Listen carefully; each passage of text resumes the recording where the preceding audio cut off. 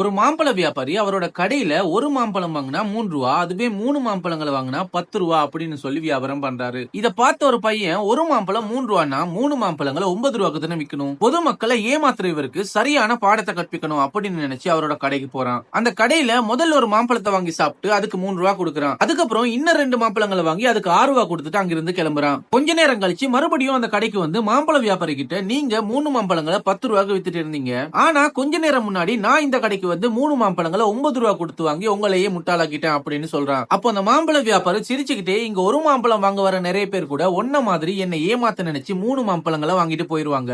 1 ரூபாய் கூட்டி விக்கணும் அப்படிங்கிறது என்னோட நோக்கமே கிடையாது. இங்க வார எல்லாருக்கும் குறைஞ்சது 3 மாம்பழங்களையாவது விக்கணும் அப்படிங்கிறது தான் என்னோட நோக்கம் அப்படின்னு சொல்றாரு. வியாபாரியை ஏமாத்த நினைச்சு கடைசியில நாமளே ஏமாந்துட்டோம் அப்படின்னு அந்த பையன் அங்கிருந்து எதுவுமே பேசாம கிளம்பிடுறான். இதே மாதிரி புத்திசாலித்தனமா ஏதாவது பண்றோம் அப்படின்னு நினைச்சு பல்பு வாங்கின தருணங்கள் உங்களுக்கும் இருந்தா கமெண்ட்ல சொல்லுங்க.